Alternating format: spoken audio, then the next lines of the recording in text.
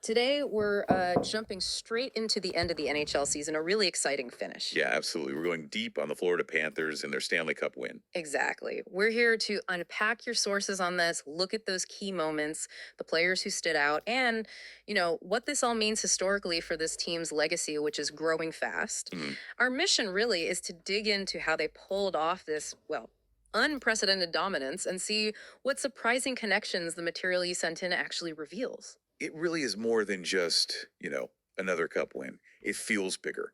It's a story of smart strategy, some incredible individual plays, Yeah. and a team that, let's be honest, kind of defied what people thought they could do again. Right. We've got some fascinating details, some historical context that really paints a picture of how this dynasty was built, like right in front of us. Okay, let's get into it then. What are the sources telling us about this win? Second year in a row, Florida Panthers beat the Edmonton Oilers for the Stanley Cup. Yep, back to back. And this time, a pretty decisive 5-1 win in game 6. On home ice, too. Right, on home ice, which is interesting because both times, both cups came against the Oilers.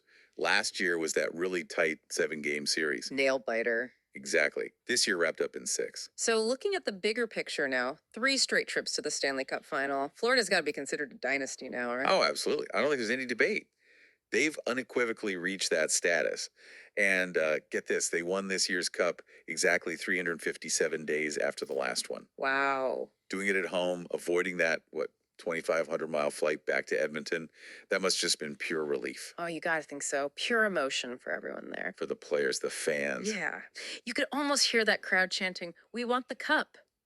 Does the material we have give any insight into like the psychological side of winning it at home, especially after going 7 games last year? Yeah, it does hint at that. The sources suggest there was this real, palpable sense of relief, but also this massive surge of energy from the crowd.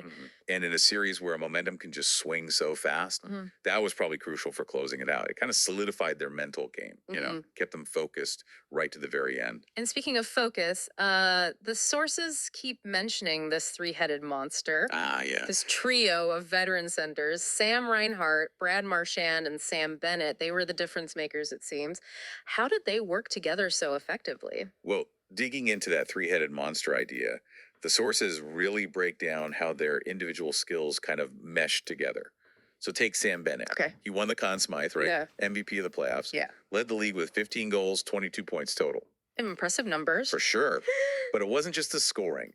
The sources highlight how his physical presence, his puck retrieval, it just opened up so much space for his line mates and others. Creates opportunities. And then game 6, the clincher. The material makes it pretty clear